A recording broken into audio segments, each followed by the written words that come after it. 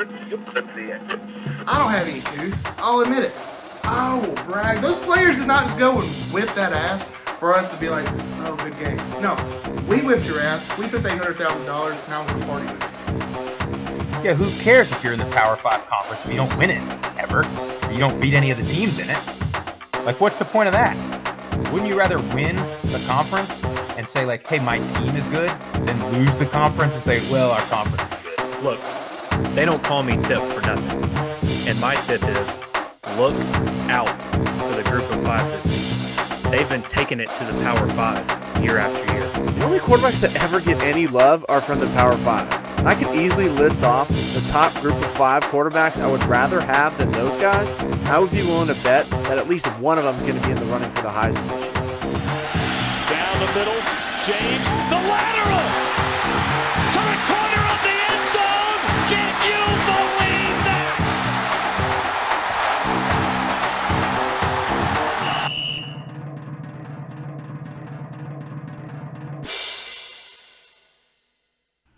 When the eyes of a ranger are upon you, when you're in Texas, look behind you. San Antonio, Texas, here we come. Group of 5 guys coming to the Conference USA Championship ball game. Should be the most attended Conference USA Championship game of all time. Boys and girls, how are you? Matt Sprouse, Group of 5 guys. I'm fired up. Battle a little bit of cold here. Coming off a Thanksgiving weekend, wild weekend. Last week of the season, Conference Championship weekend. As I mentioned, we will be in San Antone come Thursday night, Friday for the game there, UTSA versus North Texas. We got a big show for you. We got coaching carousel happening already, transfer portal already on fire. We got 5 conference championships to preview. All kind of stuff going on. You guys make sure you hit like and subscribe on YouTube, Apple Podcasts, and Spotify. Make sure you follow us on all the social media platforms at Group of 5 guys. Go around the horn, see how everybody's Thanksgiving was. Swag Bear, good evening. Hello, Matthew. Doing well. Had probably one of the best Thanksgivings I've ever had. I'm be honest with you, I am in your boat when it comes to turkey. I'm not the biggest fan of that poultry item. However, Rick Grisham down there in Birmingham, still kicking. He deep fried 2 turkeys that he killed it. And he's had some times where he's pulled out some, charred birds. He mastered it. He seasoned it perfectly. Best turkey I've ever had. Best Thanksgiving I had Michaela's family, my family kind of intertwined. So all in all, I've got to give it to, in my 31 years, it's the best one I ever had. So there you go. Good weekend. There you go. Can't complain about that. Tyler Tipton, what about you? Yeah, I had a fantastic Thanksgiving also. I also had a deep fried turkey, and it was phenomenal and had all of my sides that we talked about last episode. And I left one off that I wanted to ask you guys about. This might just be a Southern thing, but deviled eggs, is that considered a side? It's an appetizer. Little app. Yeah, well, that might that one for me is up there. And again, that might just be a Southern thing because no, I see it more as an appetizer, but I eat it more like a side because I'm that guy that's eating 5+ deviled eggs. But I had a fantastic time with all of my family and friends, and hope all of our listeners and watchers and viewers had a great Thanksgiving as well. Ain't no question. Yeah, we went with the smoked turkey. Went over to Southeast Georgia. Went to my brother's wife's family. So we kind of did the same thing as Grish. I had me and my brother's family together there. Had the kids. We got out there, played a little 2-on-2 football. And they got a bunch of property. So let me tell you something. Hamstrings are still sore from trying to run. I'm out there running routes. It was me and my 8-year-old nephew versus my brother, and then I guess he's considered like a brother-in-law, like it's kind of my brother's wife's sister's husband. So play a little 2-on-2. I took the L. I was taking it easy on him, but it smoked turkey, smoked some ribs, had all the sides. It was a big time event though. So what's up, Jess? Speaking of throwing football, we took out the old pigskin out as well, and we were throwing it a little bit. My little nephew, if he's listening to this, love you, Clay. At one point, he had these like big old cowboy boots. I think he's going for the Yellowstone look. And I told him, I said, hey, some of the appetizers are ready. Run upstairs and get you some because we're out in the backyard. He starts just hauling tail to go up the stairs, and he's just flailing his arms. And I look over at my dad. I was like, that's what you call an athlete right there. And then as soon as I said the athlete, his foot missed the first stair to the steps and just face planted to the porch. and after me and Dad are rib cramping from lapping, we just see a thumb go up in the air saying that he's okay. So he's going to represent us well. Maybe an MTSU future offensive lineman for you right there. There you go. Well, yeah, that's what they didn't understand. My nephew was like, I want to be on Uncle Matt's team. I said, buddy, I don't really know how I'm going to help you here. Like guard. Okay, I don't know, but I was trying to teach him. I'm trying to teach him to, get inside and grab, get a little holding, a little pass interference where they're not going to call it. But he's still young, he's learning. But anyway, Murph, last but not least, how was your Thanksgiving? Oh, it was great. Had a nice Thanksgiving dinner with the family here in Tennessee, and same thing. We had a smoked turkey from the family's barbecue restaurant, so that was fantastic. Had all the sides, like you said, we talked about, and boys, I ate far too much. Sweet potato casserole, that stuff is like crack. It's money. I don't know who invented it, but it had the melted marshmallows on top. I mean, that thing was absolutely incredible. And then Friday morning, took my talents down to old South Beach, Miami, Florida. The MTSU Blue Raiders took on the FIU Panthers this weekend in the final game of the regular season, and boy, was it a eventful one. Too close for my liking, but hell of a game. They pulled it out. Blue Raiders did at the end. Pick 6, Jacoby Thomas to the house. And rest is history, 7-5, going bowling. What's FIU doing throwing the ball right there? I mean, they were pinned. They were kind of pinned down. I think they were on like the 7 or 8 yard line, and they really couldn't run the ball too much. Flex Joseph didn't have a great day. I think they only had maybe a total of 40 or 50 yards rushing, but man, I think he had over, and it wasn't Grayson or James. It was I cannot think of the kid's name. It was leaving me the game too, but he had over 400 yards passing. He's a freshman, and he was just throwing it up, man, to this tight end Fairweather. He had like 2 touchdowns, 100 and something yards. I mean, he was just absolutely killing them on go ball, back shoulder fades, and they just went to the well one too many times. They switched out a man, went to zone. And they got some pressure by Zaylen Wood off the edge, and he had to throw it a little early and pick 6. Rest was history. So, well, how about that? How about the Blue Raiders 7-5? What do we say after they lost 3 in a row? There, we said they would go 8, or I said anyway, they'd win out and go 8-4. They lost 1, but 7-5, we'll take it. 4th, I think, finished 4th in the conference. Yeah, that ain't bad. I mean, hell. Behind UTSA, North Texas, and Western Kentucky. So I'll take that. If you'd have told me that preseason, I would have taken that. But anyway, it is time for the Natrocious Award. After a wild Thanksgiving, Swag Bear being at home, what do you got? Actually, Sprouse, if you don't mind, Jesse, if you're cool with me, I'm going to take this one. I think I got something I want to get off my chest a little bit. I certainly don't relevant mind. To what we got going on today. Is that okay with you, Swaggy? Absolutely. All right, boys and girls, let me cue myself in here. It's Natrocious. It's Natrocious. Natrocious Award. Really bad. I'm going to go with Conference USA, the conference itself, the commissioner, and ESPN. Do you want to know why? Here we go. So the Blue Raiders, about 2 o'clock this afternoon, got announced. They got the bid for the Hawaii Bowl, which is absolutely incredible.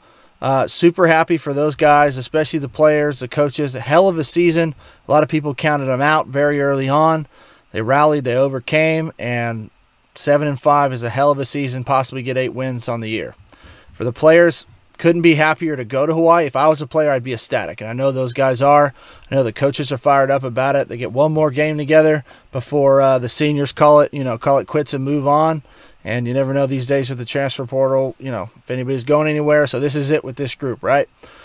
My only issue, and this is more from a fan perspective, right, is, and I don't think a lot of people understand this point, and I'm seeing a lot of stuff on social media today, Blue Raider, fans and I use those quotations loosely because a lot of these people I haven't heard from or seen from at all this year, but everybody's entitled to their opinion, blaming stock, blaming the administration for going to the Hawaii Bowl.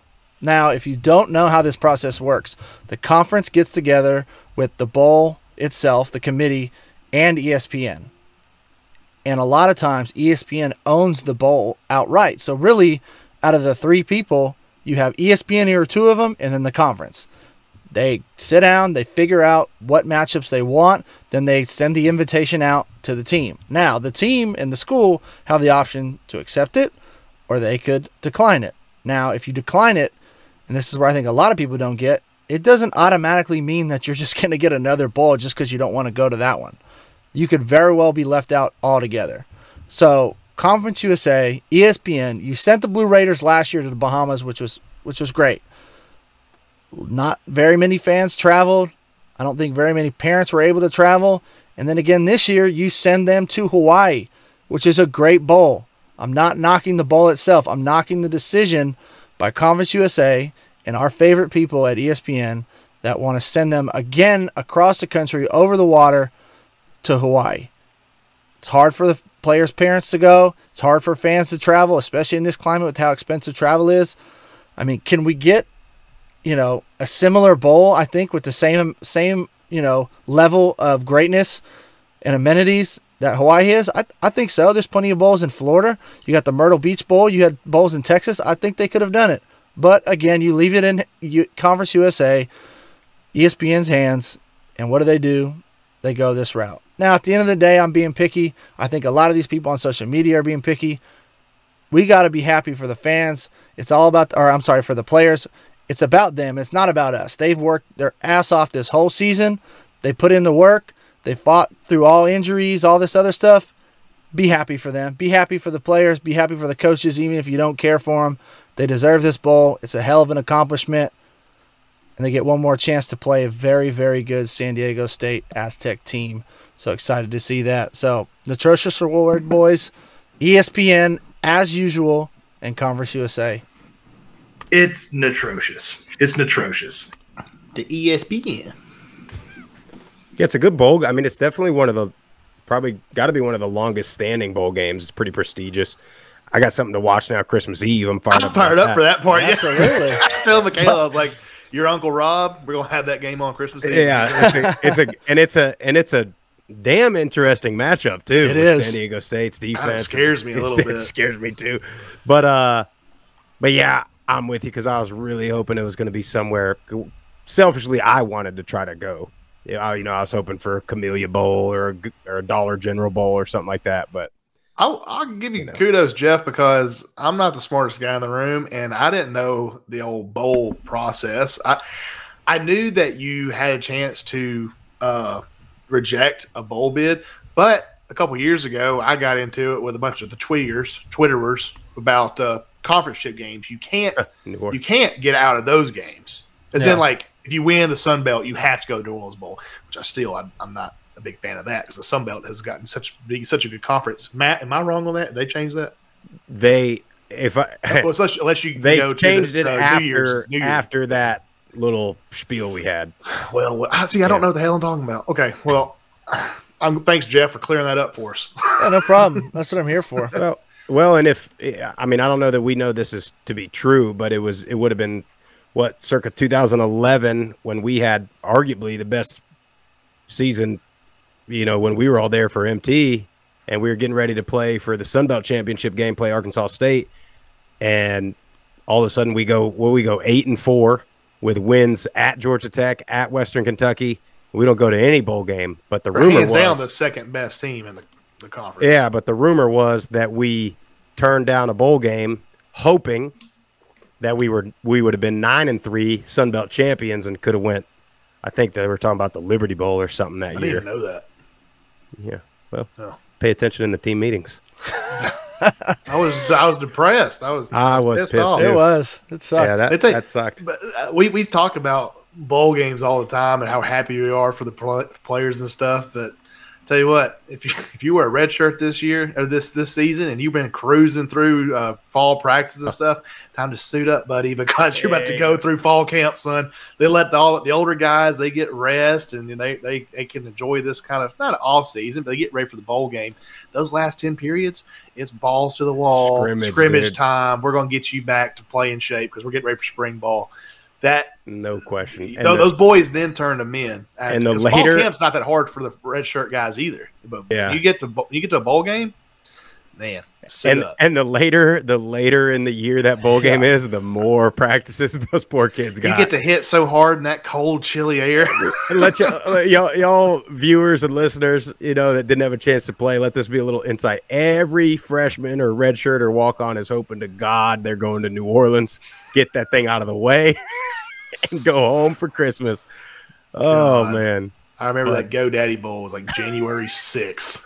Whenever we it's like the last one before all the VCS. We had 3 weeks of camp. The coach Stock was like, "We should be happy. We got 3 more weeks of camp." I'm like, ecstatic. Oh man, that's good stuff. But yeah, I mean, I would have thought Conference USA would have threw Middle and Western. They probably will still throw Western a bone, but try to get them one stateside at least for the fans' sake. But just because they're the teams that are staying. You would have thought they would have shafted the UABs and the UTSAs, but oh well, it is what it is. It's a good bowl game, and it's a great matchup. It really is. Yeah. But anyway, I want to do something a little bit different. I don't know if you guys checked out my little outline I've prepared, nice and neat for you. Since we don't have a ton of games, and I don't think we need to talk about all the games from this past weekend, since quite a few of them were relatively meaningless. On the season, regular season, most disappointing team. And then most surprisingly good team. I'll start with the Swag Bear. Who you got? Hope I'm not stealing anybody's because I guarantee it's on all of our lists as high as we were on this team beginning of the year. I thought this team might even be a shot at making a New Year's Six game. And I'm talking about our boys up there up north at NIU. I really thought with the returners they had coming back and coming off a MAC championship that these guys were going to be unstoppable. But I got to say, I don't think I did good enough research in the preseason. It's easy to go back and say, well, maybe we overestimated them. Because if you look at their season from last year, their offensive production is not that much different than what it was today, except for this season, except for the amount of touchdowns, about 20 more touchdowns. But the defense-wise, their defenses actually looked like they were better this year than they were last year. And I was looking at it. I was like, well, what's going on here? They were all in like one-score games last year. They just ended up getting the W's. This year, they're getting the L's. So very surprising. What I was looking at was from 2021 Sprouse, for example.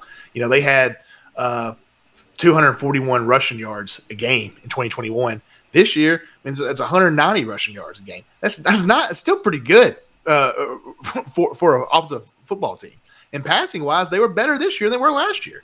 So the defense played well, but they just could not find a way to win some of their close games, and then that's what we're looking at. I thought these guys were going to get at least 10 wins. I went back and listened to our first podcast in the preseason. We were all for extremely high. I thought it was no question these guys would be in the championship game this coming weekend, and these guys are like in last place, basically. Yep. So big surprise. Yeah, big disappointment. I'm with you. I think. And I know we still all thought Tip brought up, I remember the close games in that preseason preview, but we just thought they had everything. I mean, Lombardi being out a little bit hurt, but yeah, I'm with you. Very disappointing. What about you, Tip? Most disappointing team, and then we'll go back around and hit surprise. I'm going to go with the Houston Cougars. Last year 12-2. Lost to Cincinnati in the American Championship game, but they go to the Birmingham Bowl and beat Auburn and have an incredible season. And they're getting Clayton Tune back. They're getting Tank Dell back. I know me personally, I was super high on them. I predicted them winning the American Championship this year. They finished 7-5, 5th in the conference. The defense was atrocious. And yeah, that to me, that is it was just a very disappointing year for them with the amount of starters and returns they had coming back. I hear that, Murph. Yeah, and that's another one I thought was going to be a New Year's team. I thought for sure, and And then they even kind of halfway through the year started to look good again, and then they just, I don't know, they just very inconsistent. A lot of these teams, that's really what it is, inconsistency. Murph, what about you? Most disappointing team? I don't want to say necessarily most disappointing in overall, but I'm going to go with one, and there's still one out there I think that Sprouse you'll probably hit unless you got another one. But I'm going to go Utah State. I thought that they were going to be a lot better this year. Logan Bonner coming back and having the fantastic year that they had last year. They just really struggled at times, and I know he got hurt midway of the season. And they had some other injuries as well. I just really thought that they were going to be contending in that Mountain Division, and they've just looked really, really inconsistent all year. And I hope they can kind of rebuild and get back because I think they're a good program. I like their coaches over there, especially our boy Micah James. But I'm going to go Utah State. Not 6-6, not a terrible season, but coming off of last year, I think that's definitely a big drop. Yeah. Just going to hit a couple and then spend a little bit of time on the one. Disappointed in FIU. I think they improved, but I thought they'd be quite a bit better. Texas State, a couple of us thought was going to be in contention for the West and the Sun Belt. Of course, they got rid of their coach. And then my South Florida Bulls. I mean, damn it, they almost did it again this weekend, too. Unbelievable. But, of course, they got rid of their coach, too. But I think, it's got to be App State. I mean, that's one that you would have had. I had no doubt in my mind that they would be competing for the East down to the final week of the season, and to not even be bowl eligible. I guess there's still a chance they can get it because not enough teams qualified. But to not even be bowl eligible, to lose to your rival off, I hate to say it, but a missed chip shot field goal at the end of regulation. I mean, that ain't good. Especially what everybody thought they were going to be. Even after 2 or 3 games, they still looked like they were going to be that good, and they just couldn't. They just couldn't get it together all year. Again, very inconsistent. Hopefully, that community and that school sticks behind their coach and their players, and they don't start to see a lack of attendance and support come next year, because there's a lot of talking going on social media, but I think they've got to back their team because they still have a very good team, and they'll be right back in it next year. That's what I got on that. What about surprisingly, most happy about? Grish, go to you. I'm happy about it because, pat on my back again, I called it when we reviewed the preseason. I did. Granted, I called a lot of teams, so you got to hit one of them. I called Tulsa, I called Eastern Michigan. Wrong. But I did talk about, I thought Tulane. I was like, they might be able to sneak up in there. I really enjoyed the Michael Pratt coming back. And a guy that I didn't really even hit on was Tyjae Spears. The guy has had a phenomenal season running the football, and the defense, for the most part, has played up to par to win games. Now, something kind of an atrocious sidebar that I'm getting kind of pissed off about, social media and the ease of just getting news out there to mess with a team's mind. I mean, is Willie Fritz going to go to Georgia Tech?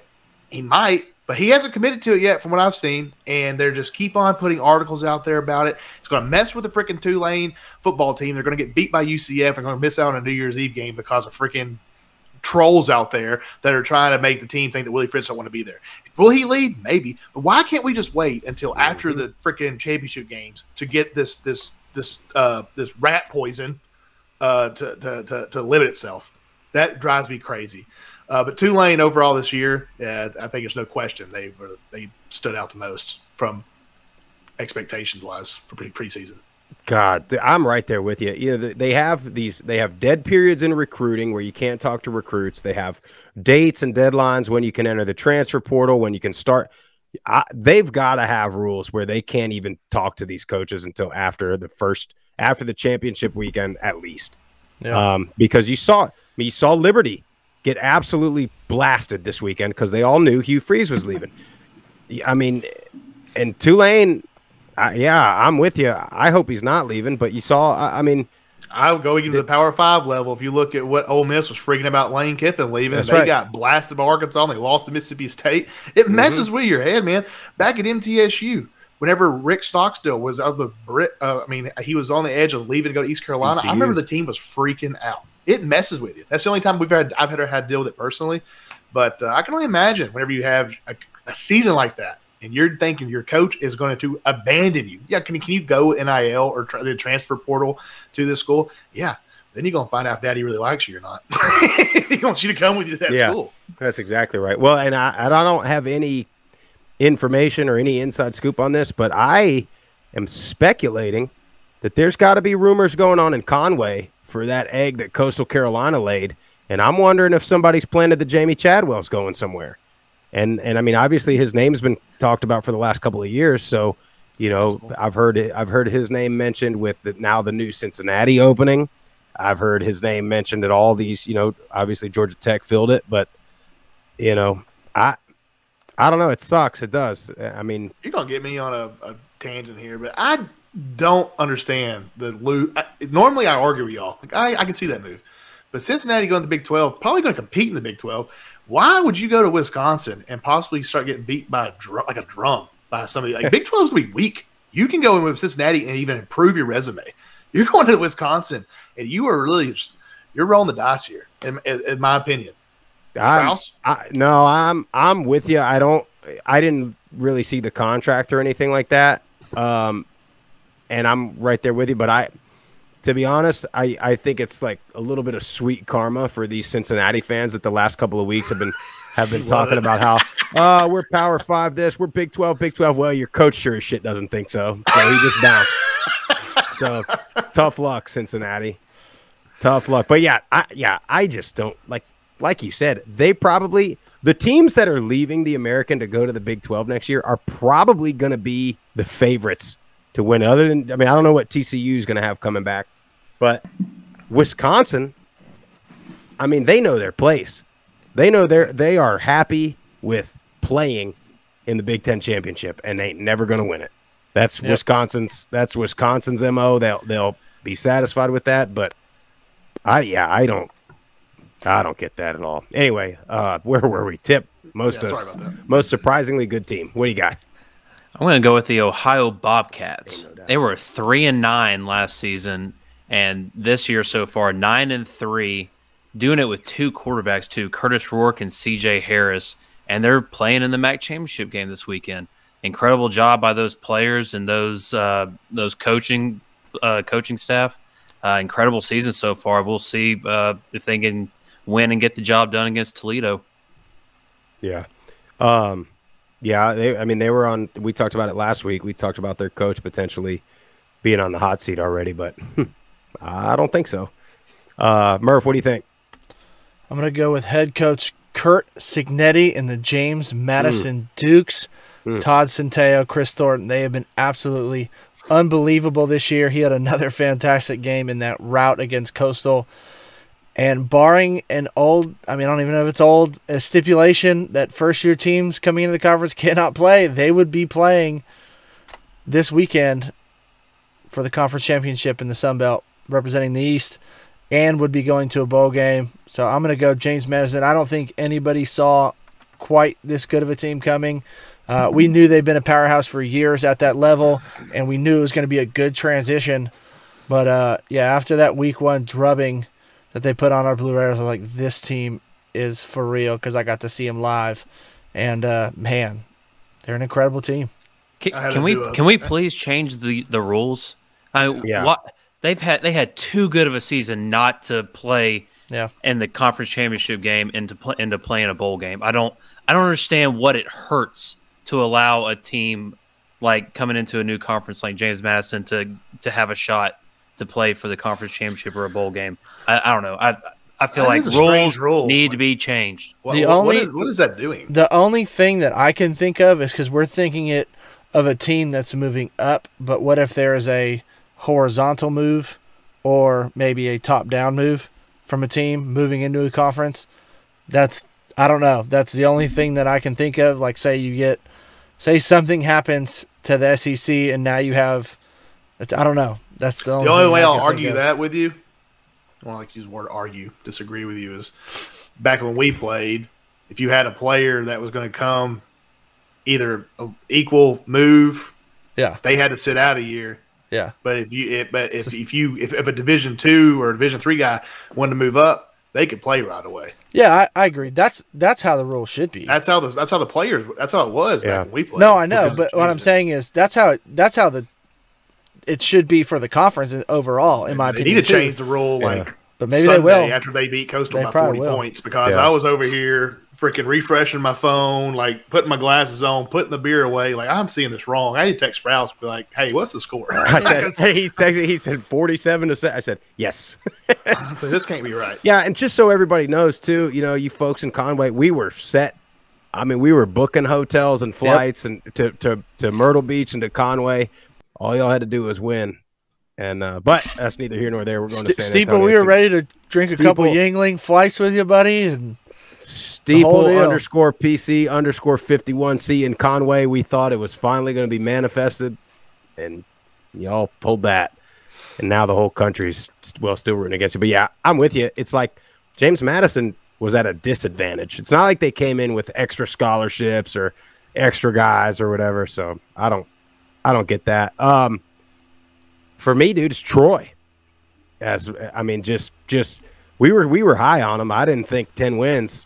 I mean, I certainly didn't think that. But I'm fairly confident I'm going to pick them to win the Sun Belt, win the conference, and they got a strong chance to, finish in the top 25, have 11 wins.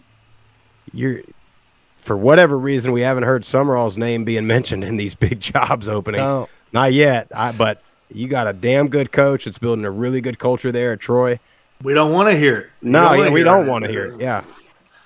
But, they have answered every question. We went out there in the spring, and I'll be fully disclosed. We saw them in the spring, and we all talked about it, ooh, defense is good, but that offense they're not very good at all.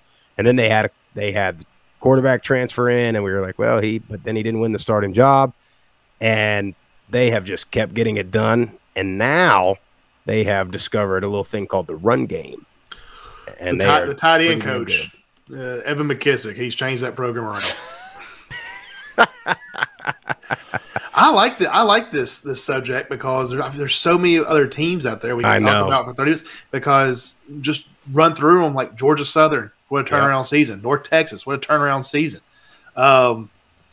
Once the season, hey, North Texas, another one you had preseason, Grish. Me and you both had them in the championship. Yeah, no, I was trying to think of a Mountain West team that Utah State. That was such. Boise. I mean, they're typically good, but they turned around. I mean, I'll say I'm a little disappointed in Air Force, even though they only lost 3 games. They lost all 3 in the damn conference. I almost picked them as the most disappointing because freaking 9-3, and they're like 5th place in the conference. Yeah, that just shows you how good the Mountain West is, Grisham.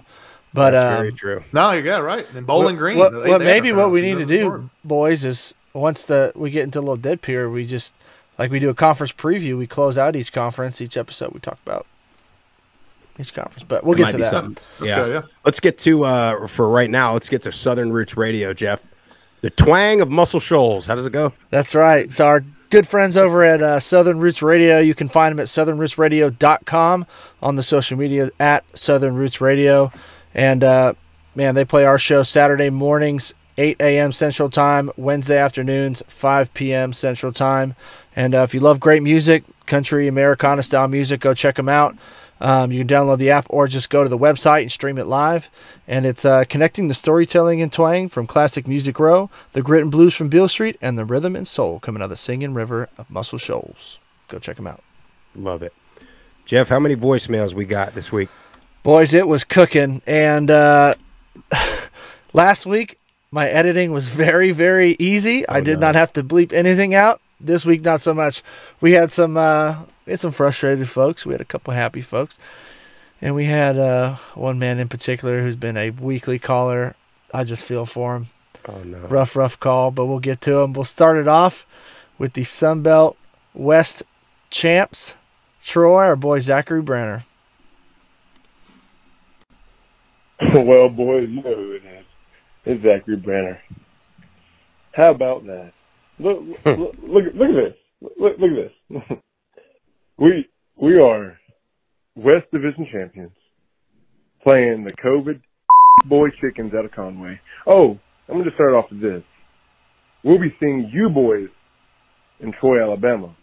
Y'all ain't going no damn Conway because them boys f***ing lost. Damn.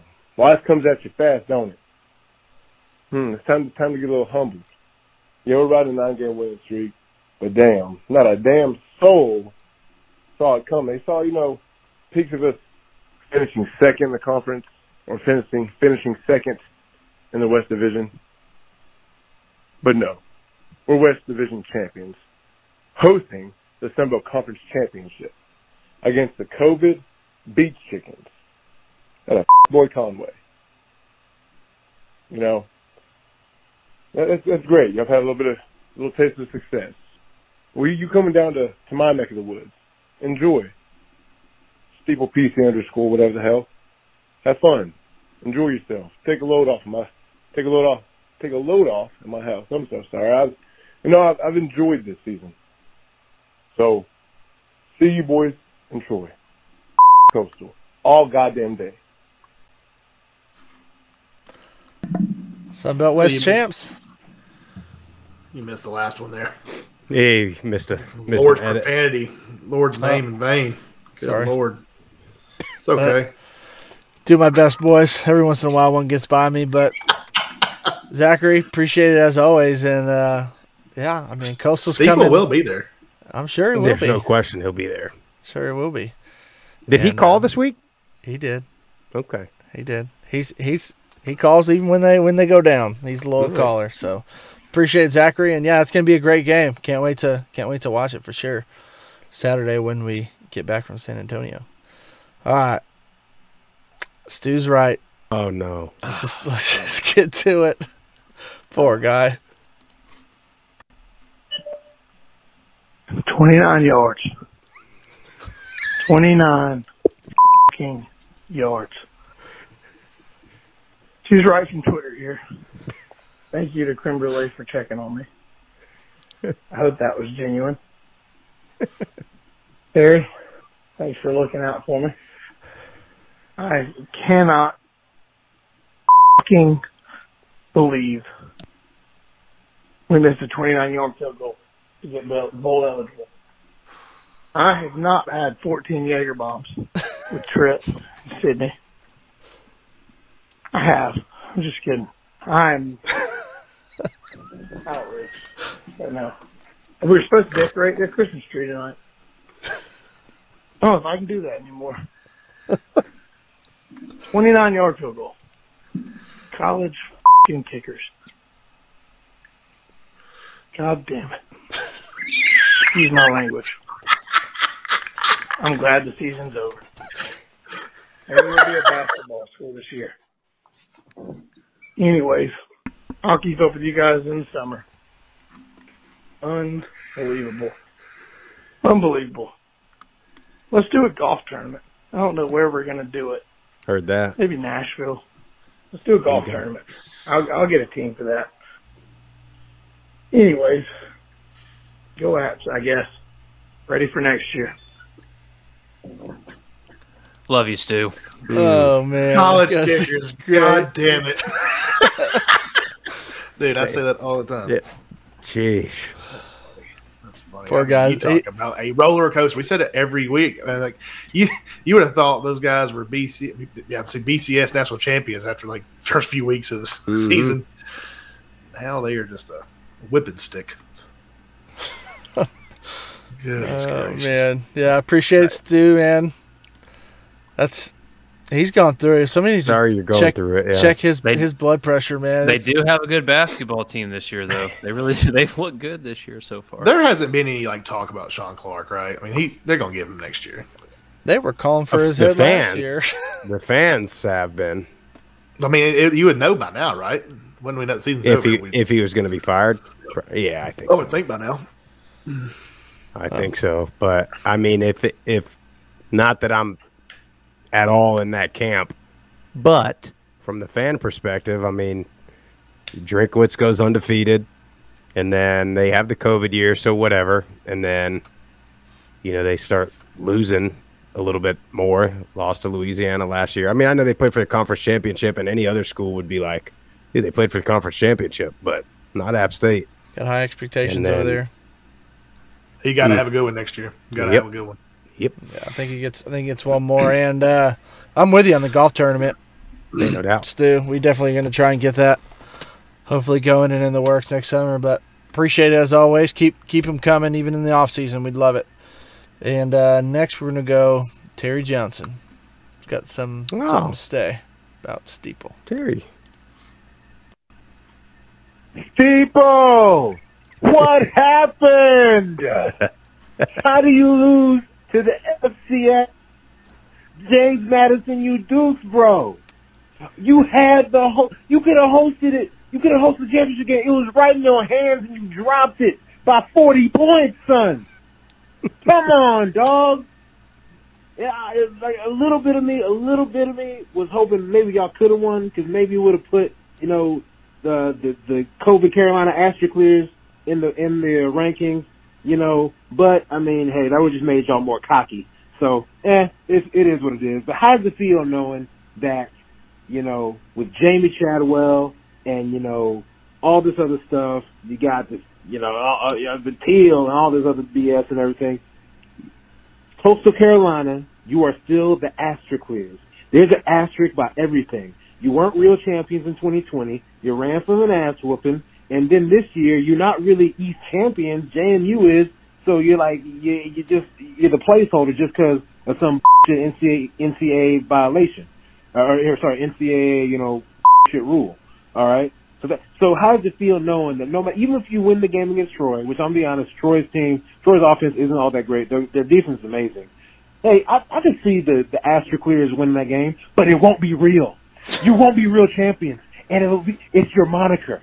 You missed your real championship window. After this year, Chadwell's gone. McCall's gone. What do you have? You have nothing but a teal field. Hey, Steeple, you still invited to my house for a crawfish bowl, buddy. Hey, jambalaya too. Don't disrespect Louisiana hot sauce, son.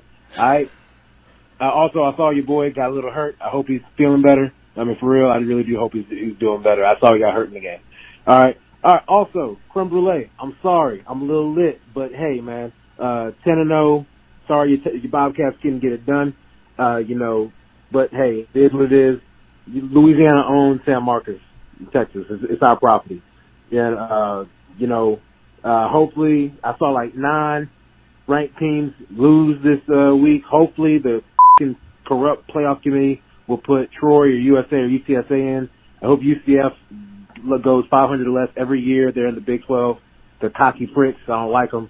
And just so y'all know, I'm sipping on some Crown Maple. Shit's pretty good. Not gonna lie, shit tastes pretty good. So I'm pretty lit right now. The Mud Dogs are going to the Bourbon Bowl, baby. Damn good. Damn good. It wasn't our year. It wasn't the best year. We're going to a bowl. I love this team. I love Dez. Go Cajuns. God bless Group of 5. God bless Group of 5 guys. The Astroclears. Y'all ain't Terry. It's kind of true. That's kind of true about Coastal because I love that take. Yeah, because they shared it the COVID year, and yeah, I mean you can see it, can't you? They beat Troy. They're always gonna be like, "Well, you didn't beat James Madison." That's exactly what everybody's gonna say. Yep. Funny. Yep. Appreciate Terry as always. Keep them coming, and interested to see what bowl they can get into. Interesting, but all right, we got a new caller. This is Lewis from San Antonio. Hopefully see you this weekend. Hey, Group of 5 guys. It's Lewis, first-time caller here. Wanted to kind of give my input and rant on UTSA's win yesterday over UTEP. My goodness, if it wasn't for us playing the great value version of our school, we were set for doom. It was absolutely just miserable sitting there getting waxed on 24 points, 24 zip by halftime. It was just, I was appalled sitting in my seat. Damn near walked out of the arena. If it wasn't for that pick 6, it was going to be game over. Jeff Traylor, although still coming out with the victory, we still have some some questions to be answered, because if we go up against UNT next week with this type of mentality, like I said, if it wasn't for us playing UTEP, there was no way that we were going to come back from that. Not against any other school that we play this year. But by all means, just happy to come out to victory. At the end of the day, undefeated in conference, 10-2 overall.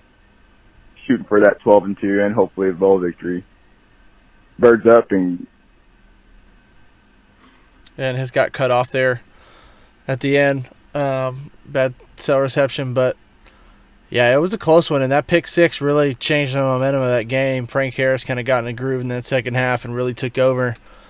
But it's gonna be a dogfight, that championship game, and I can't wait to be there to check it out. I know one of the running backs, Brendan Brady, is going to be out. I know one of their tight ends is going to be out, so they got some guys. You need some other guys to step up, but in my opinion, you got Frank Harris, Zachary Franklin, Cephas, them boys. Man, they're incredible. But I think it's going to be a high-scoring affair. What you guys think? Yeah, I mean, the regular season game was tight. You know, North Texas has dropped a couple, but what was it, 31-27 in the regular season? So I don't know, with them guys out. But I mean, we'll get to that game later. But I just don't know how anybody covers them three receivers, man. I just don't see it. Yeah, I'm with you. But I'm fired up for it. All right, Steeple PC calling in. Hey, Group of Five guys. This is Steeple_PC_51. Kind of dreading this call because I called out JMU and we actually got our ass kicked. It was totally ugly. And then it looked like the guys were just going through the motions and then it steamroll, and coach from JMU, he didn't take his foot off the gas until like the last minute of the fourth quarter, which he wasn't supposed to. He needed to make a point. So as the unofficial spokesperson for Coastal Carolina, I like to apologize for the performance. I like to apologize to ESPNU for coming on there and embarrassing the G5, you know. But what I'm not going to apologize for is being 9-2. After being predicted to win only 4 or 5 games, what I'm not going to apologize is still being the share of the Sun Belt East Championship, if you want to call it that, after that ass whipping. Still not going to apologize for that. Not going to apologize for beating those toothless women up in App State.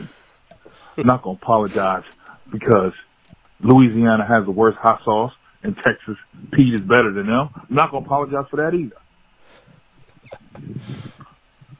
But I won't see y'all in Conway. But I will be at Troy and represent those Beach Chickens in the conference championship. Anyway, disappointed we not making the New Year's Bowl because the rest of those teams were just falling off. But I digress. You guys, this has been the most fun I've had in a long time. Really enjoy it. Bear, I'm not apologizing for liking you better than the rest of these guys. Hey, next year, see you in Conway. Well, damn it, Steeple, I love you too. Man, I wish Conway they would have won in Conway. Yeah, I'm having such FOMO right now. Y'all are gonna have a blast. If you didn't know, I was not going to be attending this UTSA trip, so there's I still would have gone time. to Conway. I can't. I got Thursday. I got stuff to go on. Yeah, it's a tough loss. I mean, good season for the Chanticleers for sure, and they'll make a bowl game. The biggest question is Grayson McCall, is he going to suit up and play? I don't know. He's going on, I think it's 4 weeks. They said 3 to 6, so he's right in that window. Yeah, better hope so, because speaking of the Mud Dogs, without the Water Boy, they ain't that good. Looking at the current line of the game, I don't think he's going to play. No? Troy's currently favored by 10. Yeah. Well, they don't know for sure he's going to play yet. The only thing that I'll say, no, is JMU's offense is explosive. Troy's not necessarily in the same way. They found a running game the last couple weeks, but they're not throwing it like Todd Centeo's throwing it and running it like he is. So I think it'll be a closer game. But if McCall's not in there, it's we'll talk about it. But Steve, appreciate it as always. Can't believe you said Swag Bear's your favorite. That's just hurts. Just let me have this one guy. Oh man! All right, we got two more. Let's get to him. Jim Coward on his morning drive. Five guys. Good morning. It's Jim Coward here, calling you in on my youth work. Sorry I missed last week. It was kind of crazy. Eagles lost, but totally redeemed themselves. Playing App State this weekend. It was an awesome game. Didn't know if y'all caught that one or not, but damn, son, that was awesome. Another one for the books in Paulson Stadium, and best part about it was my 4-year-old son got to experience it also, and that was one happy child, I'll tell you that. Anyway, man, just couldn't be prouder for Georgia Southern right now. They've come a long way since last year. Hope we get a shot at a bowl game. We're eligible now, so that's great. But just wanted to take the time to say thank y'all. I've enjoyed listening to you, and will continue to listen to you. You put together a great show. I've got some other buddies of mine turned on to you as well, and keep fighting a good fight. Keep doing what you're doing. Have a great week. Appreciate it, Jim. Did y'all see there was a video I saw on Twitter. It was somebody filming from their cell phone of the last play to win the game. And he's like, Van Treese is dropping back, and he's like, don't do anything stupid. No, that's stupid. Game-winning touchdown. It's fantastic stuff. But, yeah. I hope they play in a bowl game. I mean, they are so fun to watch. I hope a bowl out there. Now that we're aware of the process of it, I hope a bowl out there picks them. They're fun to watch. I think they will, and there's still. I think they're missing like a team or two. Yeah, I don't think we had enough 6-win teams this year because there was still talk about App State because they have 6 wins but 2 FCS wins. Yeah, Rice was another one at 5-7. Yeah, so it'd be crazy too. But I feel like these bowls, they're trying to make money. I know a lot of it's all TV deals, but they need people to go to the games. And Georgia Southern will travel. Yeah, they'll go. They'll have a good crowd, so that would definitely lead me to think Georgia Southern will go to a bowl. Yeah, maybe that's why they stuck middle in Hawaii. They knew nobody. I didn't say it, but I was wondering. I was like, well, they don't travel that well. So. Hey, we used to. Well, we'll see. Didn't y'all have wasn't on that team, but didn't y'all have 12,000, 15,000 in New Orleans? New Orleans, our whole side, like that side, was just blue and white, and I was like, look at me choosing MTSU. This place is on the rise. Oh man, Jim, as always, man, keep them coming. We appreciate it. We appreciate you spreading the word. That's what we need. We need our faithful listeners and callers and followers. Tell everybody you know that's Group of 5 football fans. So we'll finish our last voicemail off with Zach, Liberty fan. Whew. Is this pre? What's up, guys? No need for a usual introduction here, because for today you can just know me as the clown that thought that Hugh Freeze was actually going to stick around in Lynchburg. Man, just 3 weeks ago I'm calling in all hype about the Arkansas game, thinking, Hugh Freeze is probably going to come back. Thinking, oh man, Liberty might go 11-1 this year. Well, guess what? Here I am. My team's sitting at 8-4, and Hugh Freeze is on his way to the Plains. But you know what? As I'm learning, I think that's how it goes in Group of 5 football. And it kind of sucks, but it is what it is. Just hate it had to go down the way it did with 3 straight losses at the end of the year. A blowout against the New Mexico State team that we were favored by 24 against. For the second straight year, losing 3 straight games in a row, too. That just sucks and is concerning about what may or may not have been going on in Freeze's head these last few weeks. So I don't really like the way it went down, but I totally understand that it went down. I just wish it would have gone down differently, and I would have been a lot more supportive of it, I think. But, yeah, in his defense, from what I've heard, I do think he thought that Kiffin was going to get the job, and why notify your team about a slight possibility? But who knows? That may come out that's not actually the case. We'll see. But he's going off to Auburn, and Liberty's going to have to find another coach, and we'll see how that goes. But it's been a great era with Freeze. We've had really the best era in Liberty football.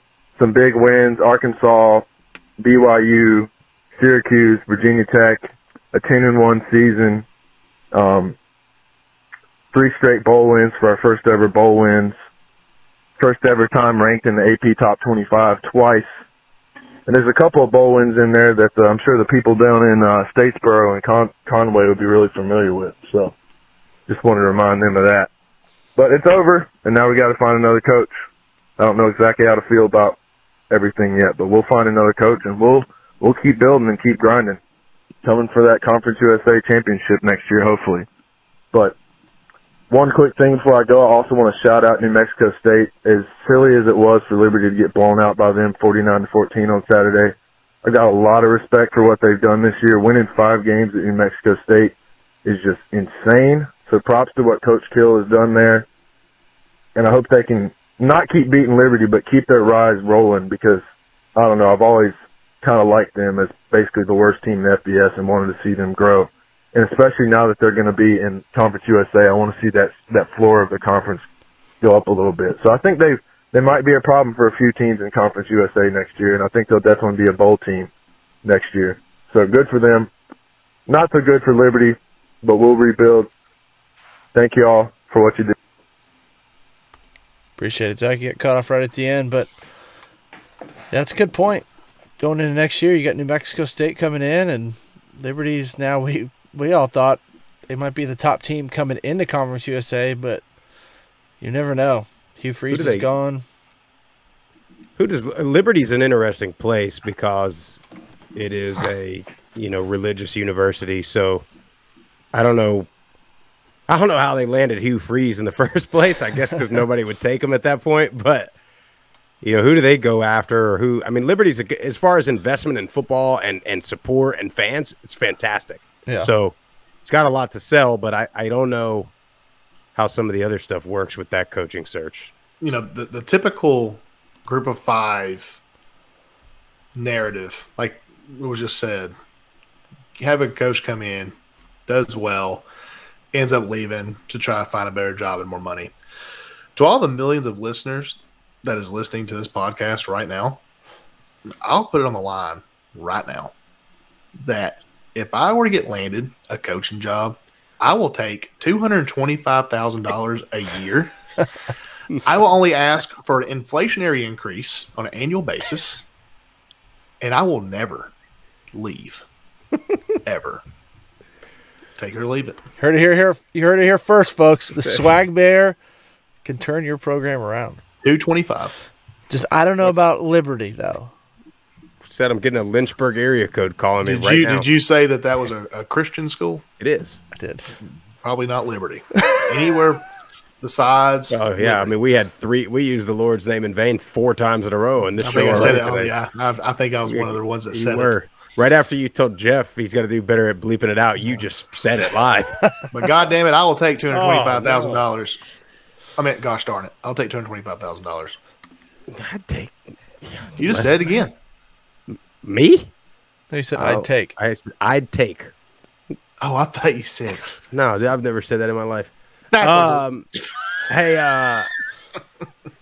yeah, so on these coaches, just real quick, so what do we have so far? So we got South Florida looking for a coach.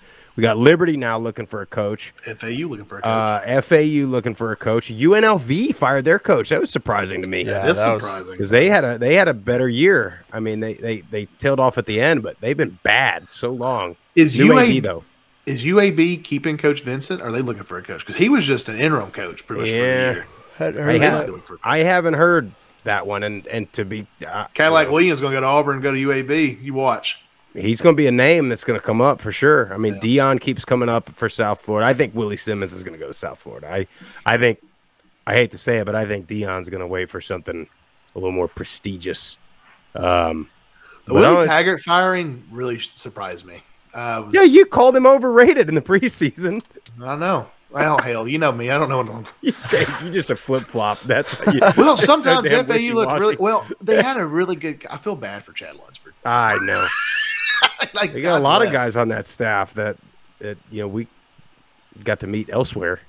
Willie might be Brent overrated. Dearman's I on thought that he had a Brent good coaching Dearman, yeah. staff. Hell, I'm not Dearman saying- might be a head coach. Chad Lunsford, I mean, Was one.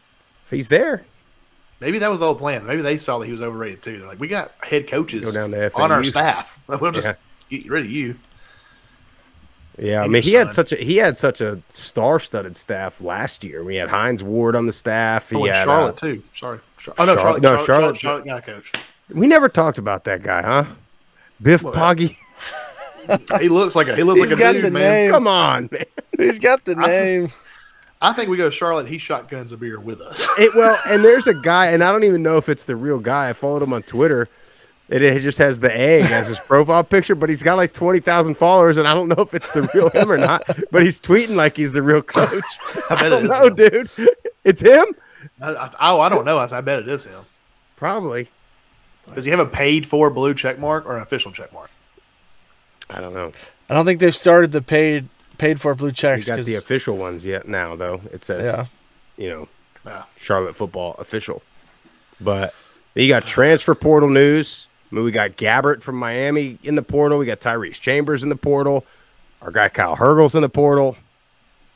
It's going to be a wide. I can't help it. It's The just Tyrese it's Chambers just when they beginning. cracked me up. That cracked me up because we were so preseason with him. Like, man, we just love how you're sticking with Thank the you team. for not going in the portal. But he graduated. Yeah, He he did graduated. I will say A that's little it's different. a little bit Yeah. different. Yeah. Yeah. I know. I thought the same thing. Hey, best of luck to him. But let me tell you, if I'm looking for a wide receiver, interior lineman, or a quarterback for sure. Yeah. I mean, I'm picking up the phone. Hey, what quarterback's transferring? Gabbert from Miami of Ohio. Oh my God, Yeah. missed that one. Yeah, Okay, he's gonna land. he's going. He's Yeah. gonna land somewhere good. Where did his brother play? Missouri, right? Blaine Gabbert, Blaine Gabbert. Yeah. Missouri. I think that's right. It was Mizzou. I'll be honest, Sprouse, I don't watch a whole lot of SEC football. Yeah, well, I think that was back in the day. That's why he got drafted. That was when all the big. It was Missouri was Big 12. All the Big 12 quarterbacks were getting drafted and then just not turning out. Not turning out. But anyway, guys, we got 5 championship games to play for, or to pick here to watch this weekend. Missouri. Thank you. Todd Chrisley, did you guys know he's getting 12 years? Does in he prison? not look like Hugh Freeze? Todd Chrisley and Hugh Freeze look If just Hugh alike. Freeze they lost like 20 pounds and spent 10 years getting Botox. Yeah, it would look like him. exactly. Oh, look like it to me. 12 years, son of a bitch. I love Played how Hugh Freeze in a movie. I love how, like, on Twitter after our last week's episode, they're like, Zach was like, "Could somebody explain to me how Liberty and Todd Chrisley are connected in the episode?" We talked about like 3 things. I went back and listened. I know how we got on the Christmas light scenario. It was because we were talking about the my Central God. Michigan game, and Grisham was like, "I'm sitting there watching that game. I love nothing more. I love than having my coffee, looking at the Christmas lights or something like that." And we The were Christmas like, "Oh." ordeal came back up at Thanksgiving because of this damn podcast. I hope My it. mom I hope is it did. still upset about Wait, why is she? Oh, because Because he sold the ladder. No, she said she wasn't even mad about me selling a ladder. She was mad at the fact that I blocked her on Facebook and unfriended her and lied to her. Your sweet mother. How Such dare a you? sweet mother. Yeah, no. I said, Mom, for 31 years of living, this is the only present I gave back. That's it. And she wasn't even mad about it. You know what's even fun? You know what karma? You know what karma does to me? Right now, I have a hole in my back of my house from some kind of varmint that I had to get on a ladder and seal up. And guess what? I don't have a damn ladder. So I got to go borrow a ladder. I got to borrow one from a neighbor. My dad really enjoyed that. Oh, that's good stuff. Anyway. That is good stuff. You know, I'm going to be random right here. Did y'all know that Messi is going to the Miami Inter FC team? So I'm wearing the hat today. I saw he left. Yeah. His, previous team. Yeah. Apparently, he's really good. He's like one of the best soccer players. Yeah. The world. Ever. Yeah, okay, yeah, I don't know that. But he plays for the team that lost to Saudi Arabia in the world. Dude, I'm trying, guys. I'm trying to watch the World Cup, and I watched the U.S. tie the Wales, and I'm like, God, I'm watching it 1-1 final score. I can't do it. Like, how can this Messi guy be the number 1 player in the world, but he's scoring 1 time in games for Argentina? Like, that's not. I just. I was in a bar watching it on Friday, and I mean, I have hundreds and hundreds of people just cheering for USA, and I'm like, we haven't even scored. Like, we're embarrassing. 0-0, and they're all proud. That's what I said. We're watching. So I'm watching the U.S. I'm watching us play Wales, and they tie 1-1, and everyone's all disappointed. And I'm thinking, God, we suck.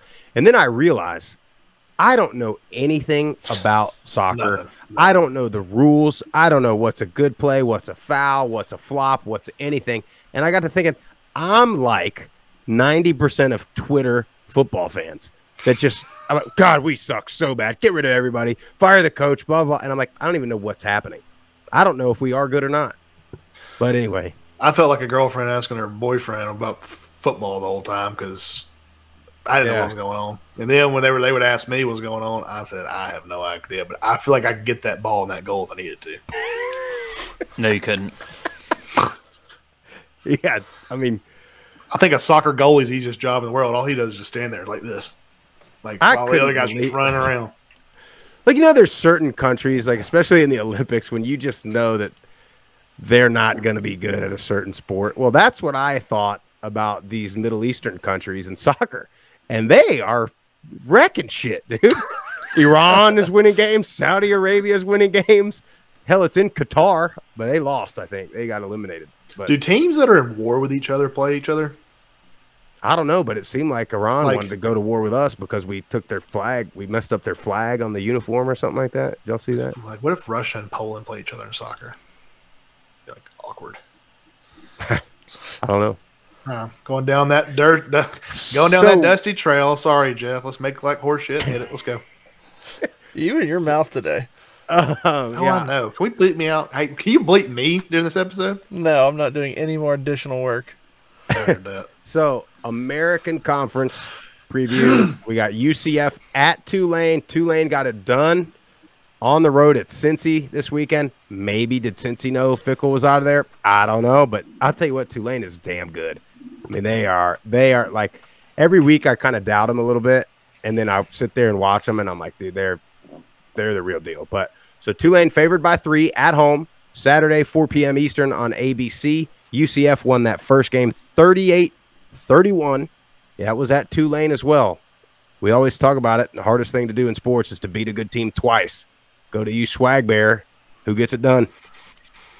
Give me a score prediction, too. I'm a traitor. I was with Tulane all year. But the only reason I'm picking UCF to win this game is because of the trends that's been happening this year. When there's kind of talk about coach leaving, it seems that school just ends up getting beat that week.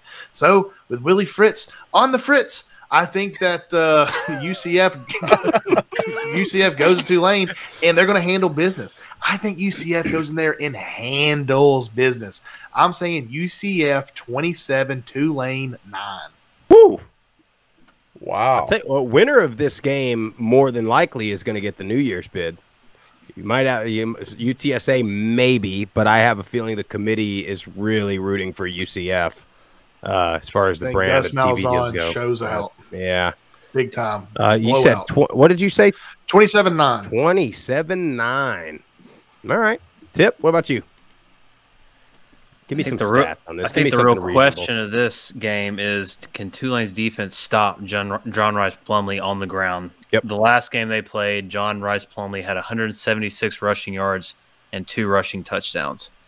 I just think it's extremely difficult. We know how good Tulane's defense is, but I think when you have a dual threat quarterback as good as John Rice Plumlee is, even if you try and stop him and have a spy on him to try and stop him from running the ball, he can pass the ball extremely well, and they have the receivers on the outside that can get the job done.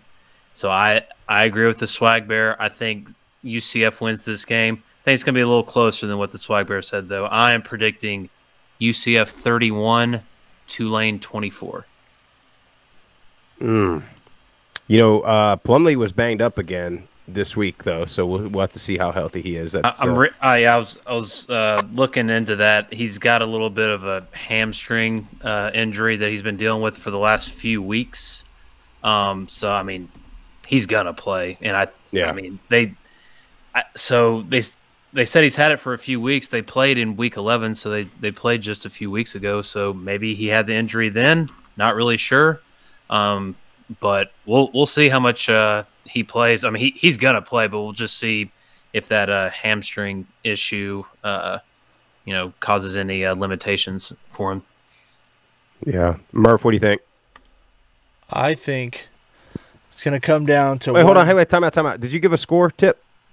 Sorry, Murph. I did. Yes. UCF 31, Tulane 24. Murph, sorry. It's okay. Just completely interrupted my whole thought process. Are you typing these scores down? No. Oh, okay. We can, though. All right. Are you guys ready for my prediction of this game yet? We should record this show, and then that way we don't have to. As soon as I said it, I was like, I guess we can go back and watch. Go ahead, Murph. All right. However. All right. Tulane. I think that Michael Pratt has got to play big in this game. I think that UCF knows how good Tyjae Spears is. I think they're going to dedicate extra guys in the run game to try and take him away. It's going to come down to Michael Pratt being able to throw the ball to these receivers, and I think he gets it done. I'm not a fan of Gus Bus. I don't think they show up. And I think Yulman Stadium is going to be absolutely rocking for this game. And I saw it on Twitter. All the students are going to they're getting in free. They're going to pack the stadium. I think that place is going to be jumping. Talk about the bounce house. I think you're going to see a really good crowd this weekend, and I think Tulane takes it down, get the win. Team of Destiny 21-17. I like it. In the first game in the regular season, so UCF jumped out early on Tulane. They were up 24-7, and then they were up 31-14 late in the third quarter. And then Tulane came back and, made it a little bit closer. I think Tulane, even though they're at home, I think they have to weather some of the emotion that's going to be in this game. As much as we talk about UCF, they're in big games often. Tulane hasn't been up until this year. Now, they got it done at Cincy last week. I agree with Tip. Tulane's defense is going to have to stop Plumlee on the ground. But I don't trust UCF, even though they beat South Florida. I mean, guys, South Florida, they flipped the script on me. They were bad in the first half, and then they came all the way back and took the lead, and then they freaking blow it. But UCF is just too inconsistent for me. I think Tyjae Spears is ridiculous. I mean, that dude, watching him is impressive. I think Pratt has something to prove. I like Tulane 34-24. Final score, Tulane, American Conference champs, and Tulane will go to a New Year's Six bowl. And Sprouse, and this is against a really good, say what you want, but Cincinnati, I think, defense. He has 35 rushes, 181 yards, and 2 touchdowns. Bro, the dude is so shifty, man. I think it was that first touchdown he scored where he they just kept stretching him out, and he made such a ridiculous cut where he looked like he was going to cut upfield and kind of just take a yard and go down. And he's got defensive ends, outside backers falling down. I mean, that dude's ridiculous, man. But I like Tulane. Jeff, what was the score you said? So 21-17 Tulane. I might be a little high on my score prediction. I don't know. 34-24. Conference USA, San Antonio, Friday, 7:30 Eastern on Leave It to Conference USA on CBS Sports Network, channel 221 for you DirecTV folks. We will be in attendance. This trailer said 50,000 he wants at this thing, which that would, and we know that place is going to be loud. Yeah, it's going to be loud. Jesse, I hope you weren't on camera for that face you just made right there. He was. I mean, I You know, we talked about Waterboy earlier. You look like the guy. Farmer Fran. Oh, okay. I was thinking the other guy. No, I'm thinking the other guy.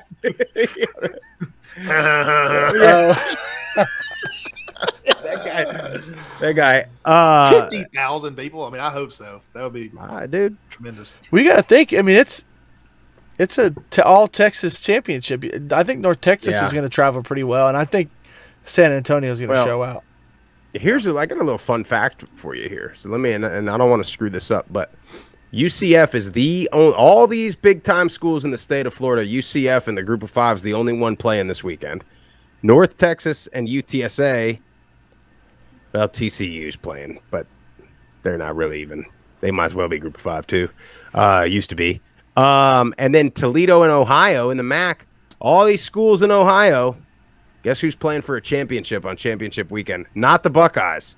Mm-hmm. Not the Florida Gators. Not the Florida State Seminoles. Not the Miami Hurricanes. UCF. Troy, Alabama.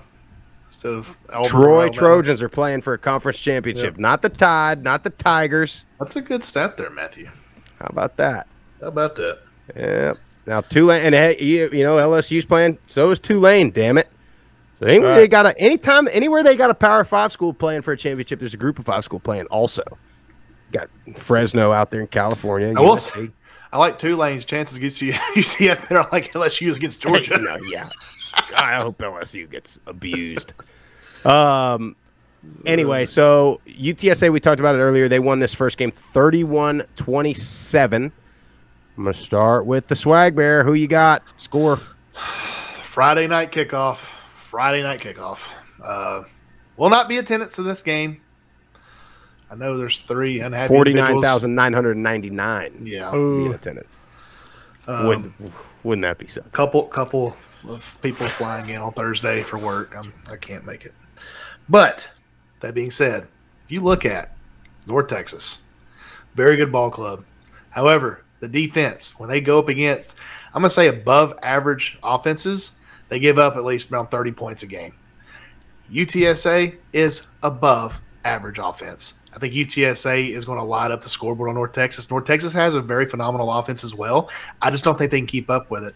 I'm not going to be the only one to say this, but we all know about the 3 receivers they have, and we know that these guys can run wild. I think they do run wild. I'm saying probably 1 touchdown for each.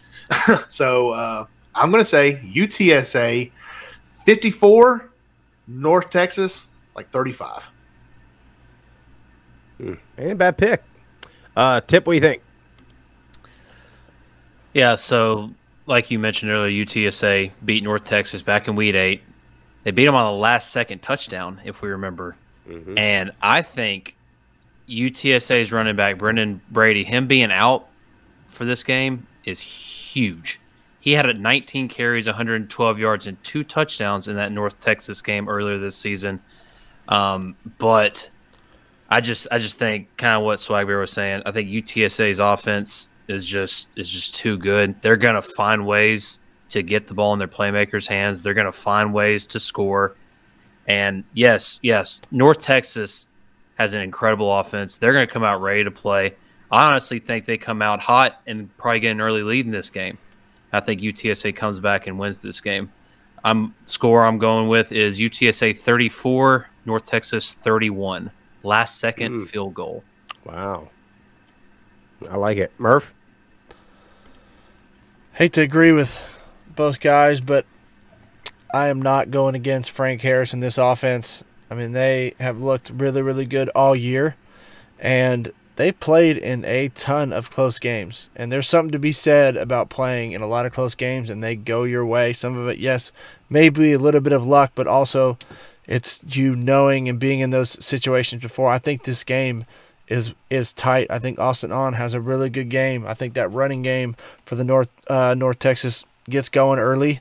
Like you said, I do think they take the lead early, but I think Frank Harris, Zachary Franklin, Cephas, and them boys come back and win the game on a last. It's gonna come down to like a last drive.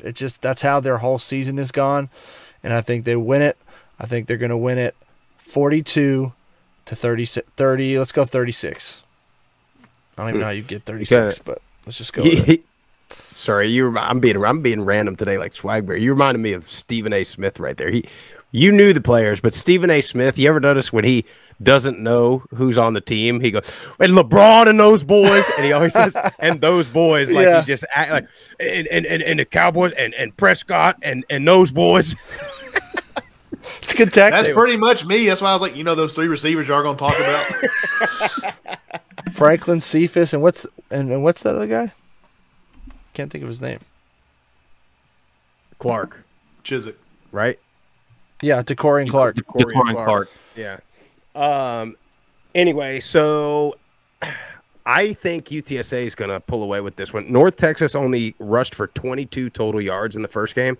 I think they have to do something on the ground if they want to stay in this game, because I don't think they can hang with UTSA again, just throwing score for score.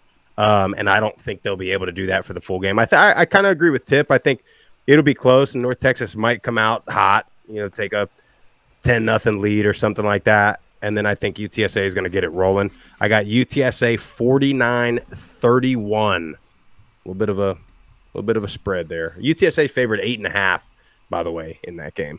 On to the MAC in Detroit. Toledo versus Ohio, Ford Field. 12 o'clock, noon Eastern on ESPN. They did not play at all in the regular season. Excuse me. Toledo 3.5-point favorites. Swag, who you got? This game is going to be the closest, best played championship game out of all 5 Group of 5 conferences. I love Curtis Rourke, and I think he's out. Good. I love the guy too. Good kid. I love Curtis Rourke. I think the team is going to do what his brother Nathan Rourke could not do back in 2017 and 16 and 18. This really jacked up my stuff. When did he get hurt? Last week. He had season-ending surgery, right? Yeah. Oh my God, I was in Tuscaloosa. I don't know what happened. The guy knows all about Hugh Freeze and the SEC, doesn't he? God, this is not looking good. I know. Right to say Curtis too, goes. Go ahead, switch it up. Anyway, well, now that being said, you can keep that in. I'm sorry, I had no idea, but I do still really like this Ohio team. I think they're a team of destiny. Now, it looked better with Curtis Rourke playing quarterback. However, with that being said, is Daquan Finn playing for Toledo? He hasn't been playing. But he has not been playing, but is he going to come back for the game? I don't think we've seen anything. He's still TBD. Yeah. All right, so we got 2 second-string quarterbacks. I'm pretty sure the guy from Toledo is a true freshman. I'm still sticking with Ohio. I think it's a team of destiny. One team in green is going to win a championship, and then it's not going to be Tulane. It's going to be Ohio. I think it's going to be an overtime game. I think it's going to be a field goal in overtime by Ohio to win it. Defense gets a turnover, ball game.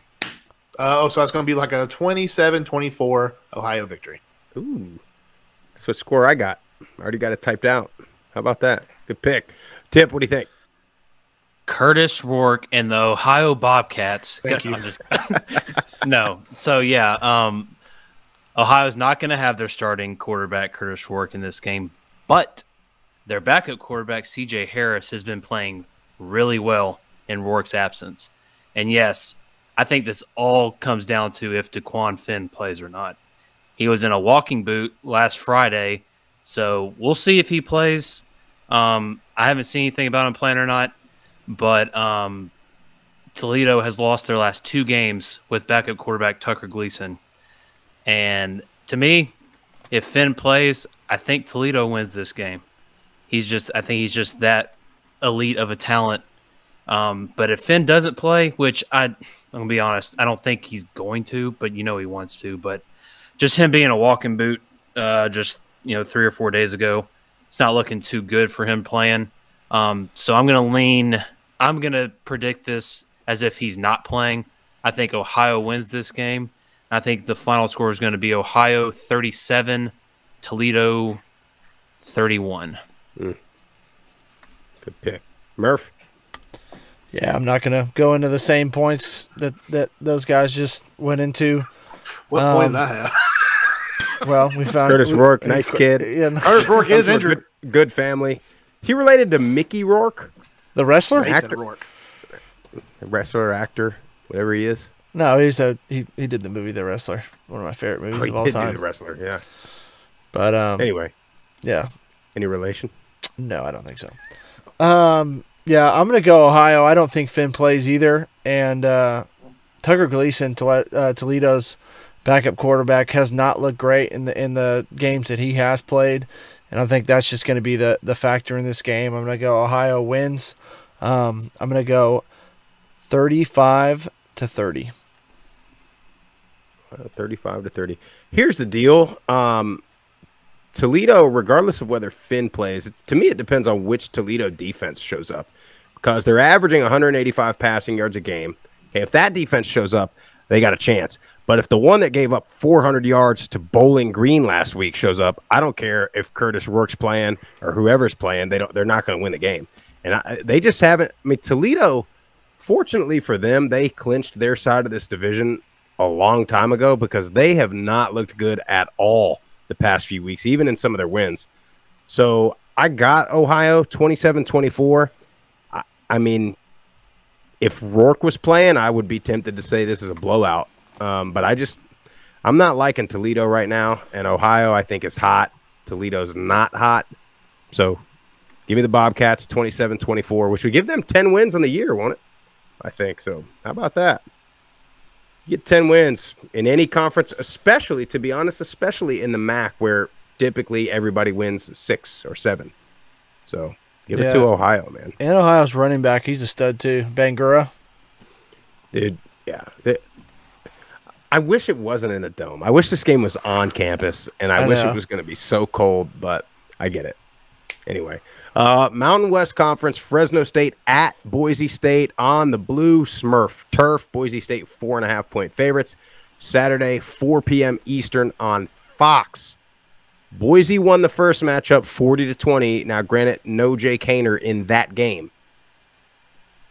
Swag Bear, who you got? See if I don't jack this one up. No Jake Haener.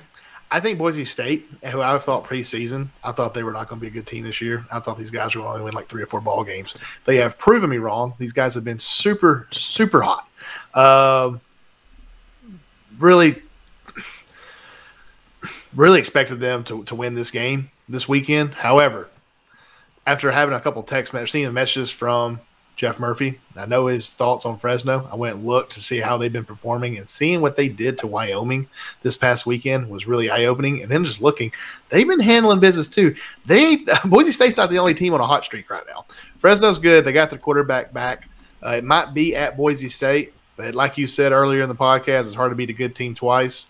A healthy Jake Haener, I think he beats Boise State. I think Fresno State wins the Mountain West. And I'm going to give you a close game here, probably high scoring. Let's look at about 42-35. I like it. Tip. Fresno. Kellen Moore in the Boise State offense. I'm just kidding. So both of these teams right now are rolling. Ever since Jake Haener got back, Fresno State has been playing the Fresno State ball that we all knew that they could play. I agree with Swagbear. I think this game is going to be high scoring. It's going to be back and forth, and I think it's going to be a really close game. Fresno State's defense had trouble defending the run last time these teams played each other back in week 6. Boise State had 2 guys that rushed for over 100 yards. So Fresno State's defense going to have to show up, going to have to stop the run and create possessions for their offense. I like Jake Haener to keep Fresno State in this game because the last game, it was 40-20 or 41-20, something like that. 40-20. 40-20. So, yeah, we all know. Jake Haener in this offense, they're going to score way more than 20 points. So I think they keep him in this game, and I think I've picked all the favorites so far. No, I picked UCF. I'm sorry, but I'm going to pick another upset here. I think Fresno State goes to Boise State and wins this game. Final score, let's go Fresno State 45, Boise State 42. Man, I don't want to go 4 for 4 on this one too. Murph, what do you think? I mean, you already know where I'm going. I picked Fresno State to win the whole conference, and I'm going to stick to it. I think Jake Haener is playing some of the best football he's played all year, all career, rather. Jordan Mims has been very effective on the ground and catching the ball out of the backfield. I mean, they have a three-headed monster in Cropper, Remigio, and Pope. And this defense has been playing really good. Now, can they stop Taylor Green? I don't know. Whenever you have a dual threat guy, it creates so many opportunities for that offense that, other guys who aren't as mobile don't have. But I'm not going to go against this Fresno State offense. I think they're going to put up too many points. And a name to look out for, David Perales, defensive end for the Fresno State Bulldogs. He's got 10.5 sacks on this season.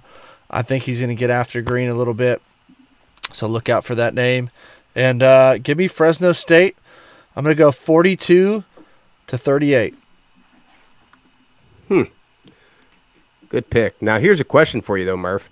If the DN puts a lot of pressure on Green, does that almost open it up for him to make those off-schedule plays? I mean, because that's where he's been killing people too, right? It's not like he's sitting back there in the pocket.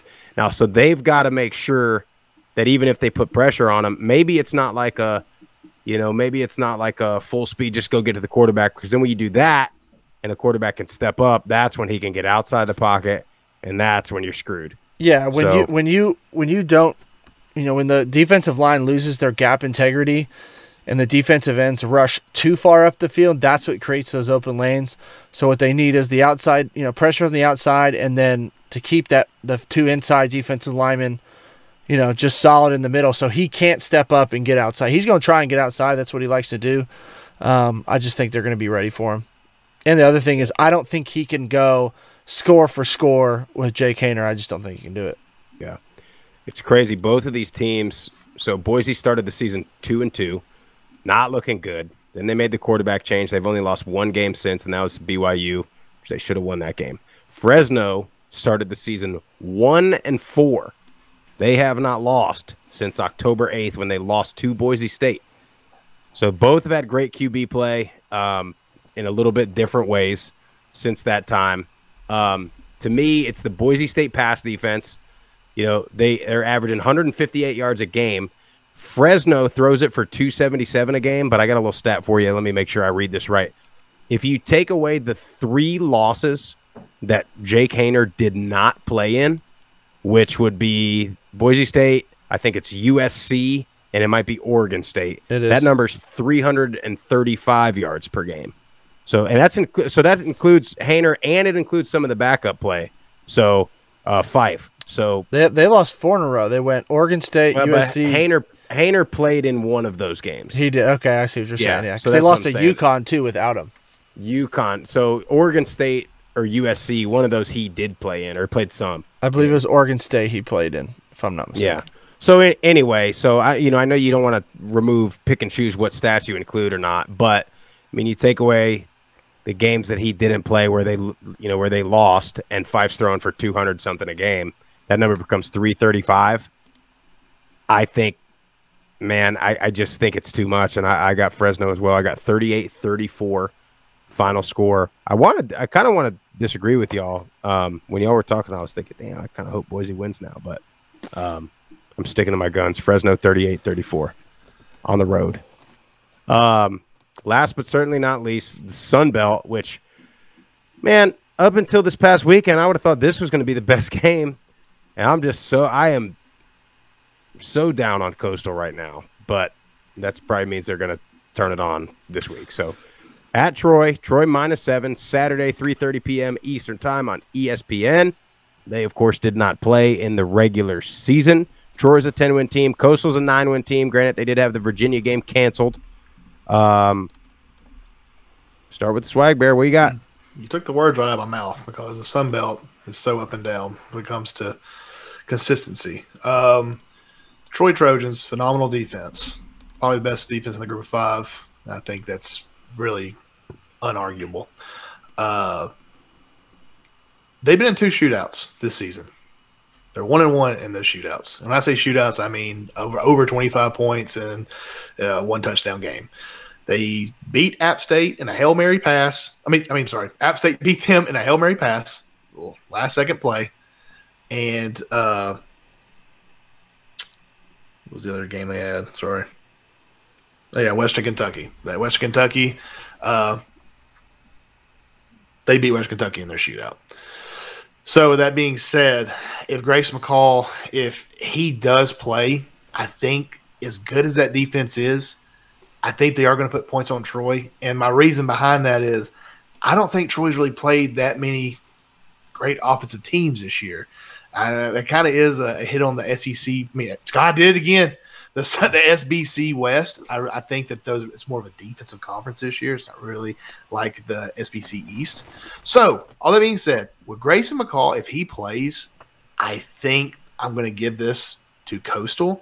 If Grayson McCall does not play, I think I'm going to give this to Coastal. I think Coastal, after getting blown out by JMU, they are going to be playing with a little chip on their shoulder to show the SBC world that, they're not just some, whip pony. So I'm going to say Coastal goes into Troy. Troy might be, I hope not, they might be a little cocky right now, seeing that they're playing a team that's got beat by 40 points last week. So Coastal Carolina comes in, puts up 32 points on Troy. Can Troy shoot out with Coastal? I say they put 21 points on. 32-21 Coastal. Tip? I don't think McCall's going to play in this game. And if he does, I think Troy's defense knows that he's going to be limited in some kind of capacity. I don't know. Like I said earlier, with Troy favored by 10 points in this game, right now it doesn't look like McCall is going to play. So I'm going to go based off that. I think Troy's defense is going to be too much for this Coastal offense. We saw what this Coastal offense did without McCall last week at James Madison. I think Troy's defense is better than James Madison's. Troy is rolling right now. They've won 9 straight games, and their last loss was that Hail Mary up at App State. I like Troy to win this game, and I think the final score is going to be Troy 24 and Coastal 17. Murph? Yeah, I'm going to keep it short and sweet. I think Troy wins this game. And I agree with you, Tip. If McCall does play, I don't think he's going to be 100%, which is one of the keys to that offense. He's got to be able to move and run that triple option effectively. I saw James Madison, their D-line, absolutely ate Coastal's lunch up front. And I think Troy's defense and defensive line especially is better than James Madison's is. So I don't think whoever the quarterback is going to have much time to operate. I think the coverage is going to be tight, and they're not going to be able to run the ball with Carlton Marshall and them boys on defense. So give me Troy. I don't think it's a high-scoring affair. I'm going to go 24-20 in a win for Troy. I think 10's too much. Regardless. Yeah, I agree with that. Does McCall play? If he plays, how healthy is he? Yeah, Marshall and Solomon and those boys are going to be a problem for that Coastal O-line. I got a stat for you, though. On the season, okay, average yards passing, who would you think, which of these two teams throws the ball for more yards a game? Obviously, now I'm giving you some kind of weird message, but I would say Coastal. Right? Everybody would probably think Coastal throws it all over the place. On the year, Troy is throwing the ball 247 yards. Coastal only at 242. Now, I get it. McCall hasn't played all the games, and they're up sometimes, and then Coastal runs it for 166. Troy only 124. I just think Troy's defense, regardless. We talk about it every single week. That defense is it's ridiculous. I think if McCall does play, I think he's in for a world of hurt with Troy's defense. I think Troy's going to try to run the ball, just keep the offense. Even McCall plays or not, they're going to try to keep them off the field, not get into any kind of rhythm. It's kind of a rhythm offense that they run. I got Troy 27-21. But it could be a lot worse than that if the same Coastal team. Like I said, I got a little inkling that maybe Chadwell, maybe there's some rumors swirling in Conway, and if that's the case, Troy's going to kick their ass. But that we don't know. Only that locker room knows that. So I'll take Troy 27-21, Sunbelt champs.